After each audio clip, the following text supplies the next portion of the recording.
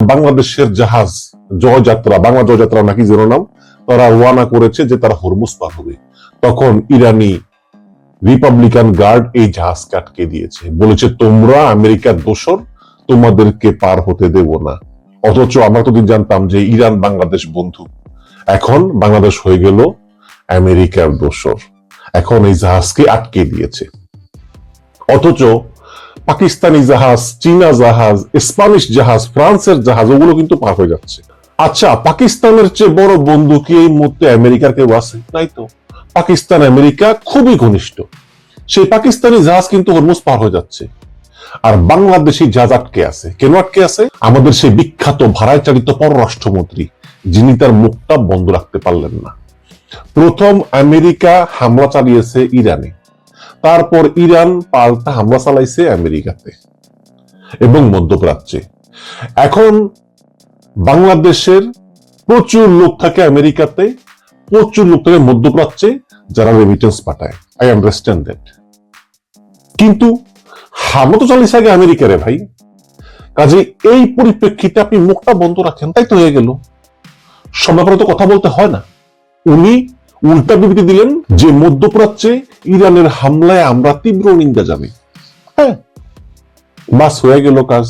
এই হচ্ছে গিয়ে পররাষ্ট্রমন্ত্রী। এখন আমাদের জাহাজ আটকে আছে হরমুজ প্রণালীতে, আমরা আমেরিকার দোসর। এখন এগুলো বললেই বিএনপির একদল নেরি আছে না, নেরি, ওই নেরি আমাকে গালিগালাজ করে ফেসবুকে। এরা আর ওই টার্গেট করেছে এলাকার কাউন্সিলর হবে, মেম্বার হবে, চেয়ারম্যান হবে। তো আমারে গালি দিয়ে যদি তোমরা মেম্বার, চেয়ারম্যান, কাউন্সিলর হইতে পারো, হও, সমস্যা তো নাই কোনো। এগুলো আওয়ামী লীগ করতো, আওয়ামী লীগের পাতি নেতারা আমাকে গালি দিত। পরে দেখতাম যে ঠিকই স্থানীয় নির্বাচনে সে আবার ওই কাউন্সিলর পদে দাঁড়াইছে। যত বেশি গালি দিবে তত বেশি নাকি আমাকে গালি দিলে নাকি তার মানে দলের ভিতর জনপ্রিয়তা বাড়ে। তো বিএনপি ওই একই পথ ধরতেছে, একদম 100% আওয়ামী লীগের মতো, কোনো পার্থক্য নেই।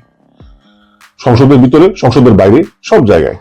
অন্যদিকে শুনলাম এক যুবদল নেতা ঢাকার মানবিক ডাক্তার ডক্টর কামরুল হাসান, যিনি 2000 কিডনি ট্রান্সপ্লান্ট করেছেন বিনা পয়সায়, তার কাছ থেকে চাঁদা নিয়েছে। এখন মজার ব্যাপার হচ্ছে যে আলোচনা মানেই আমরা বুঝি যে বড় টেবিল থাকবে, এক পক্ষ টেবিলের ওই পাশে বসবে, আরেক পক্ষ টেবিলের এই পাশে বসবে, আর টেবিলের একদম মাথায় পাকিস্তানের প্রধানমন্ত্রী আর পাকিস্তানের সেনাপ্রধান বসবে, তারপর দুই পক্ষ কথা বলবে। এখন আমরা শুনতেছি বিষয়টা তা না। এখন শুনতেছি দুই পক্ষ নাকি দুই রুমে বসবে। এক রুমে বসবে ইরানের আলোচনাকারীরা, আরেক রুমে বসবে আমেরিকার আলোচনাকারীরা। পাকিস্তানের প্রধানমন্ত্রী এবং সেনাপ্রধান এই দুই রুমের ভিতরে শুধু দৌড়ঝাঁপ করবেন, একজনের কথা আরেকজনকে নিয়ে দিবেন, তার কথা এখানে নিয়ে আসবেন। তো সেটা হলে আসলে মুখোমুখি বসা কি দরকার ছিল? সেটা হলে তো ওই টেলিফোনে কথা বলা যেত, তাই না? তাহলে বোঝা গেল যে এখনো কিন্তু সন্দেহ অবিশ্বাস দূর হয়নি, যে এত সন্দেহ বিশ্বাস যে মুখামুখি বসতেও তারা আসলে স্বাচ্ছন্দ্য বোধ করতেছেন না। কিভাবে একজন আরেকজনের চোখ রেখে কথা বলবেন? বিষয়টা স্ট্রেঞ্জ না? এখন আমেরিকার 15 দফা বনাম ইরানের 10 দফা। ইরানের 10 দফা কিন্তু প্রাথমিকভাবে আমেরিকা এক প্রকার মেনে নিয়েছিল, কারণ আমেরিকা বলেছিল যে এই 10 দফার উপর আমরা কথা বলতে পারি, এটা আসলে আলোচনা করার মতো 10টা পয়েন্ট, এটা কিন্তু ট্রাম্প বলেছিল। এখন ট্রাম্প এটা আসলেই বলেছিল নাকি চাপে পড়ে বলেছিল? কারণ তিনি বলেছিলেন পুরো সভ্যতাকে ধ্বংস করবেন, মাত্র 1.5 ঘন্টা বাকি ছিল, তখন তিনি শপথে ধ্বংস হতে পারেন না। এই কারণে তিনি পাকিস্তানকে ফোন করে বলেছেন একটা প্রপোজাল পাঠো, আমি অ্যাকসেপ্ট করি, তাই আর আমার এই সভ্যতা ধ্বংস করা লাগবে না, তাই না? তো তিনি বলেছেন যে এই 10 দফার উপর কথা চলতে পারে, এই হিসাবেই আর কি তারা এখন বসেছে। এখন এই 10 দফা আসলে কতটুকু মানবে, কি মানবে সেটা আমি জানি না। তবে যদি কোনো চুক্তি হয়েই যায় তাহলে এটা হবে পাকিস্তানের খুব একটা বড় সফলতা এবং বিশ্বের ইতিহাস পুরো পাল্টে যাবে। আগামী 100 বছরের যে ইতিহাস, সেটা নতুন ভাবে লেখা হবে এবং সেখানে মার্কিন আধিপত্যবাদ আর এই নতুন পৃথিবীতে থাকবে না। এবং ট্রাম্প যে খুবই রাজতন্ত্র চালু করে রেখেছে এই 4-5টা আরব দেশ, এছাড়া ইসরায়েলের কোনো বন্ধু নাই। আর এই ট্রাম্প এবং নেতানিয়াহুর মানসিক সুস্থতা নিয়ে আমেরিকান অধ্যাপক ফিঙ্কেলস্টাইন গতকাল রাতে বলেছেন যে আলোচনা যাই হোক না কেন, ট্রাম্প ইরান থেকে সরে দাঁড়াবে। এরপর তিনি যুক্তি হিসাবে বলেছেন যে ট্রাম্প হচ্ছে এমন একজন মানুষ যে কিনা সবসময় নিজের কথা চিন্তা করে, দেশের কথা না, এবং সে সবসময় ভাইরাল থাকতে চায়, আলোচনায় থাকতে চায়। এরপর তিনি বলেছেন যে ট্রাম্পকে এরপর নতুন করে আরেকটা বিশৃঙ্খল অবস্থা সৃষ্টি করতে হবে, তখনই সবাই ইরানকে ভুলে যাবে। যেমন ট্রাম্প হঠাৎ করে কিউবা আক্রমণ করলো, বা কলম্বিয়া আক্রমণ করলো, বা গ্রিনল্যান্ড দখল করে নিল, তখন সবাই আবার ইরানকে ভুলে যাবে। এভাবেই ট্রাম্প যাতে মানুষ ইরানের কথা ভুলে যায়, এজন্য নতুন একটা যুদ্ধ করে পুরানটাকে তিনি ভুলে দিতে পারেন, কারণ তার আলোচনায় থাকতেই হবে। ট্রাম্প এভাবেই সবসময় আলোচনায় থাকতে চায়। যেই রাতে ট্রাম্প ইরানের সভ্যতা ধ্বংস করে দেওয়ার কথা বলেছিল, হাজারো বছরের পুরানো সভ্যতা, সেই রাতে ইরানের নারী, পুরুষ, শিশু, বৃদ্ধ সবাই ওদের সভ্যতার প্রতীক বিদ্যুৎ কেন্দ্র, ব্রিজ সহ সকল গুরুত্বপূর্ণ স্থাপনায় নিজ দেশের পতাকা হাতে দাঁড়িয়েছিল। এই দৃশ্য দেখে শুধু ট্রাম্প না, পুরো বিশ্বের মানুষ বুঝে গিয়েছে ইরানিদের আর যাই হোক হারানো সম্ভব না। আল জাজিরার বিখ্যাত লেখক রামি কৌরি আজ তার এক কলামে লিখেছেন যে আমেরিকার জন্য এটা স্বভাব কমে যাবে।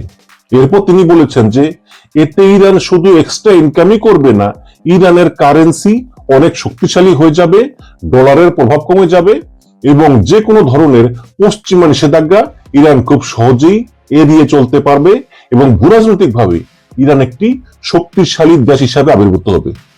অথচ চিন্তা করে দেখেন, 3 দিন আগে ট্রাম্প বলেছিল যে পুরো ইরানি সভ্যতাকে ধ্বংস করে দেওয়া হবে। এখন সেই ট্রাম্প নেতানিয়াহুকে অনুরোধ করতেছে ইসরায়েল যেন লেবাননে হামলা বন্ধ করে, যাতে ইরানের সাথে যুদ্ধবিরতিটা কার্যকর হয়। গত রাতে ট্রাম্প তার সামাজিক যোগাযোগ মাধ্যম ট্রুথ সোশ্যাল একটা বিশাল পোস্ট করেছে, এবং যুদ্ধ শুরু হবার পর এত বড় পোস্ট সে আর করে নাই। এই পোস্টে সে তার দলের সমর্থক যারা তাকে এইবার ক্ষমতা আসতে সাহায্য করেছে তাদের সমালোচনা করেছেন। কেন করেছেন? কারণ তারা এই যুদ্ধে ট্রাম্পের বিরুদ্ধে দাঁড়িয়েছে। বিশাল পোস্টে তিনি অনেকের নাম ব্যবহার করেছেন। এর মাঝে ছিল টাকার কালসন এবং মার্জারি টেলর গ্রিন। সে বলেছে যে এদের কথার কেউ এখন আর মূল্য দেয় না, কেউ এদেরকে ডাকেও না, আমি ফোন করলেও ধরি না, ফিরতি ফোনও করি না, এরা এখন বাতিলের খাতা। মানে ট্রাম্প বলতেছেন আর কি যে আমি এদেরকে মূল্যায়ন করি না, এরা ফোন করলেও ধরি না, ফিরতি ফোনও করি না, এগুলো বাতিল করে দিছি। তার এই পোস্ট পড়ে আমিনুল ইসলাম ভাবতেছিল যে পৃথিবীর সবচাইতে ক্ষমতাধর দেশের প্রেসিডেন্ট, যাদের নাম ধরে ধরে সোশ্যাল মিডিয়াতে বিশাল পোস্ট করে লিখে যে এদেরকে কেউ মূল্য দেয় না, তাদের কারো কি মূল্য দেওয়ার দরকার আছে? নাই তো। খোদ ট্রাম্পই তো দিচ্ছে, ট্রাম্পই তো তাদের নাম লিখে লিখে বলতেছে যে ওদের কেউ মূল্য দেয় না। এরপর দেখি সিএনএন মার্জারি টেলর গ্রিনের সাক্ষাৎকার নিয়েছে। সেখানে তাকে জিজ্ঞেস করা হয়েছে যে এই যে ট্রাম্প বলতেছে যে তোমাকে নাকি মানে রেস্টলেস হয়ে গিয়েছে, অস্থির হয়ে গিয়েছে চুক্তি করার জন্য, তিনি আর পারতেছেন না যুদ্ধ করতে, যুদ্ধে মানে ঘরের ভিতরে ঘরের বাইরে সব জায়গায় সবাই তার বিরুদ্ধে। এটা তার ওই ট্রুথ সোশ্যালের পোস্ট দেখলেই বোঝা যায়। তিনি লিখেছেন যে ইরানিরা যেন বুঝতেই পারতেছে না যে আন্তর্জাতিক জলপথ ব্যবহার করে বিশ্বের কাছ থেকে স্বল্প মেয়াদী চাঁদাবাজি করা ছাড়া তাদের হাতে আর কোনো তাস নেই। আজ তারা বেঁচে আছে শুধু আলোচনার জন্যই, মানে তারা বেঁচে আছে শুধু আলোচনা করার জন্য আমেরিকার সঙ্গে, না হলে তারা মারা যেত। তার একটু তিনি লিখেছেন যে ইরানিরা যুদ্ধ করার চেয়ে ভুয়া সংবাদ মাধ্যম সামলানো এবং জনসংযোগ তৈরিতে বেশি পারদর্শী। মানে ইরান নাকি প্রোপাগান্ডা ছড়ায়, মিথ্যা কথা ছড়ায়। আবার লিখেছেন হরমুজ প্রণালী দিয়ে তেল যেতে দেওয়ার ক্ষেত্রে ইরান অত্যন্ত বাজে কাজ করছে, কেউ কেউ একে অসম্মানজনকও বলবেন। আমাদের মধ্যে এমন কোনো চুক্তি নেই। তারপরে লিখেছেন যে খবর পাওয়া যাচ্ছে ইরান হরমুজ প্রণালী দিয়ে যাতায়াতকারী ট্যাঙ্কারগুলোর কাছ থেকে মাসুল নিচ্ছে। তারা যেন এমনটা না করে, এবং যদি করেও থাকে তবে তা যেন এখনই বন্ধ করে, ইতি প্রেসিডেন্ট ডোনাল্ড জে ট্রাম্প। কিন্তু যেই 10 দফা দিয়েছিল ইরান এবং আমেরিকা বলছিল আচ্ছা এটা প্রাথমিকভাবে আমরা এটা নিয়ে আলোচনা করব, সবগুলো প্রস্তাবই ভালো, সেখানে কিন্তু লেখা ছিল হরমুজ প্রণালী থেকে ইরান টোল নিবে। তখন মেনে নিলেন কেন? এখন আবার বলতেছেন যে যেন বন্ধ করে, আবার বলতেছেন সে মূল্যায়ন করে না, তুমি ফোন করলেও ধরে না, তোমার নাকি কোনো দামই নেই। তো ট্রাম্পের এই পোস্ট নিয়ে তোমার মন্তব্য কি? উত্তরে সে বলেছে যে আমি একসময় ট্রাম্পের সাপোর্টার ছিলাম, কিন্তু যে একটা আস্ত সভ্যতা ধ্বংস করে দেওয়ার কথা বলতে পারে, যে আমার নাম লেখার সময় গ্রিনের জায়গায় ব্রাউন লিখে ব্যঙ্গ করতে পারে, তার মতো সাম্প্রদায়িক মানুষ কি করে এখনো আমেরিকার প্রেসিডেন্ট পদে থাকে? কেন তাকে অপসারণ করা হচ্ছে না? অথচ এই গ্রিন কিন্তু ট্রাম্পের হয়ে নির্বাচনী প্রচারণা চালিয়েছিলেন। এদিকে মধ্যপ্রাচ্য সফরের শেষ দিনে আজ কাতারের রাজধানী দোহাতে বিবিসিকে দেওয়া একটা সাক্ষাৎকারে ব্রিটিশ প্রধানমন্ত্রী স্যার কিয়ার স্টারমার বলেছেন যে I am fed up with the fact that families across the country see their bills go up and down because of the action of Trump. সোজা কথা হচ্ছে যে ট্রাম্পের জন্য এই পৃথিবীতে বসবাস করা পরিবারগুলোকে বাড়তি বিদ্যুৎ বিল, গ্যাস বিল দিতে হচ্ছে। এতে এই পরিবারগুলো বিরক্ত। বোঝাই যাচ্ছে ইংল্যান্ড আর আমেরিকার সঙ্গে নাই। এদিকে লেবাননের সঙ্গে ইসরায়েলের আলোচনা শুরু হওয়ার কথা, সেখানে ফ্রান্সেরও থাকার কথা ছিল, কিন্তু নেতানিয়াহু বলতেছে যে ফ্রান্স এই আলোচনায় থাকতে পারবে না। এরপর সে ইসরায়েলে থাকা স্পেনের এক কূটনীতিকের উপরও বিরক্ত হয়ে তাকে ইসরায়েল ছাড়তে বলেছে। দেখে শুনে মনে হচ্ছে যে ইউরোপের সবচাইতে ক্ষমতাধর দেশগুলো এখন আর ট্রাম্প এবং নেতানিয়াহু এই দুইজনকে পাত্তা দিচ্ছে না। দেখেন আপনি, সমস্ত ইউরোপ যারা খ্রিস্টান দেশ, তারাও কিন্তু এই ট্রাম্প এবং ইসরায়েলের উপর থেকে মুখ ফিরিয়ে নিয়েছে। এখন ইসরায়েলের বন্ধু আছে শুধু আমেরিকা আর এই গুটি কয়েক আরব দেশ, যারা কিনা যে এমন কোন চুক্তি আমাদের সঙ্গে হয়নি হরস প্রণালী নিয়ে। ট্রাম্প কিন্তু একই মুখে দুই কথা বলতেছে, যদিও এটা তার পুরান অভ্যাস, এটা তো নতুন না। তো এস্তোনিয়া বিশ্ববিদ্যালয়ের অধ্যাপক আমিনুল ইসলাম ভাই তিনি একটা পোস্ট করেছেন, আমি সবসময় তার পোস্ট করি, আজকে পড়তেছি। তিনি লিখেছেন যে ইরানের পার্লামেন্টের স্পিকার ঘন্টা দুয়েক আগে টুইট করে লিখেছেন যে লেবাননে যুদ্ধবিরতি না হলে এবং ইরানের জব্দকৃত সম্পদের ছাড় দেওয়া না হলে আমেরিকার সঙ্গে আলোচনা করা সম্ভব নয়। জব্দকৃত সম্পদ বলতে মূলত তিনি ক্যাশ টাকা বুঝিয়েছেন।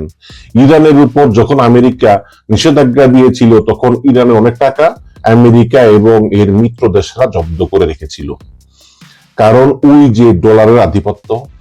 আগামীকাল মূল আলোচনার আগে আজকে তিনি যখন এই টুইট করেছেন, এর কয়েক ঘন্টা আগে আমেরিকার ভাইস প্রেসিডেন্ট জেডি ভ্যান্স অবশ্য পাকিস্তানের উদ্দেশ্যে রওনা হয়ে গিয়েছেন। রওনা হওয়ার আগে তিনি বলেছেন যে ইরানিরা যদি সৎ উদ্দেশ্য নিয়ে আলোচনায় বসে, আমেরিকা হাত বাড়িয়ে দিতে প্রস্তুত। যেহেতু এর আগে দুইবার ইরানিরা আমেরিকার সাথে আলোচনা করেছিল এবং ওই দুইবারই আলোচনা মাঝপথে আমেরিকা ইরানে বোমা ফেলেছে এবং যুদ্ধ ঘোষণা করেছে, এবার মনে হচ্ছে ইরানিরা খুবই সতর্ক এবং এবারকার খেলাটা বোধ করি ইরানিরাই খেলতেছে। Al Jazeera reporter Ali Hashem কিছুক্ষণ আগে ইরান থেকে জানিয়েছে যে 3 ঘন্টা আগেও স্পিকার ইরানেই ছিল।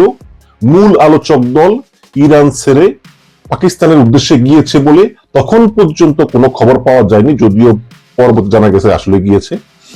এর মাঝে স্পিকারের এই টুইট, দেখা যাক আগামীকাল আলোচনা হয় কিনা, কিংবা হলে কতটুকু আগায়, সেটাও দেখার বিষয়। হরমুজ প্রণালী দিয়ে এখনো জাহাজগুলো ঠিকভাবে যাতায়াত করতে পারতেছে না। এদিকে ফ্রান্সের নিউজ এজেন্সি আজকে একটি রিপোর্ট করে বলেছে ইরানের পার্লামেন্টে হরমুজ দিয়ে পার হওয়া জাহাজগুলোকে ইরানের কারেন্সিতে টোল পরিশোধ করার প্রস্তাব পাশ করেছে। তার মানে পার্লামেন্টে অলরেডি প্রস্তাব পাশ হয়ে গিয়েছে। ভাবা যায় ইরান এখন নিজেদেরকে কোন পর্যায়ে নিয়ে গেছে। দেশগুলোকে এখন ডলার বিক্রি করে ইরানের কারেন্সি কিনতে হবে টোল পরিশোধ করার জন্য। যদি এটি বাস্তবে রূপ নেয়, তাহলে এর প্রভাব কেমন হবে সেটি বোঝাতে গিয়ে আমেরিকান অধ্যাপক অর্থনীতিবিদ জেফরি সাক্স বলেছেন যে আমেরিকান ডলারকে এড়িয়ে যাওয়া হবে। যেই ডলার সিস্টেমের মাধ্যমে আমেরিকা দেশগুলোর বিরুদ্ধে নিষেধাজ্ঞা কার্যকর করে, সেই প্রধান পথই নয়, বরং জীবন বাঁচানোর জন্য একটা ইনজেকশন সিট। আমেরিকার জন্য কিন্তু ইরানের সঙ্গে এই যুদ্ধবিরতি চুক্তিটা কিন্তু একটা ইনজেকশন সিট। আমেরিকার এছাড়া আর কোনো উপায় নাই। হ্যাঁ, ঠিকই পড়েছেন, এই যুদ্ধবিরতি এবং আলোচনাটা সাম্রাজ্যবাদী আমেরিকার জন্য এখন শুধু সরে যাওয়াই নয়, একটা বিমান বিধ্বস্ত হলে পাইলট যেমন ইনজেকশন সিটে পুশ করে প্যারাসুট দিয়ে জীবন বাঁচাতে নিচে নেমে আসে, ঠিক সেই অবস্থায় আছে ট্রাম্প এবং আমেরিকা। আমেরিকান সাম্রাজ্য এখন প্যারাসুট দিয়ে জীবন বাঁচাতে নিচে নামতে থাকা ওই পাইলটের মতোই জীবন মৃত্যুর সন্ধিক্ষণে আছে, মাঝামাঝি আছে। দর্শক, আমরা দেখি কি আলোচনা হয়। সবাই তো এলো, এসে তারা রেস্ট নিচ্ছে, একটু পরে আলোচনা শুরু হওয়ার কথা, তো দেখা যাক আলোচনা কি হয়।